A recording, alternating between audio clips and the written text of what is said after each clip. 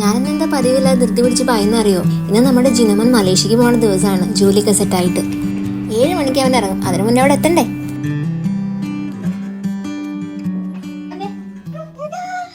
സൗഹൃദമിതെന്നുമൊരു Sundara Qissa.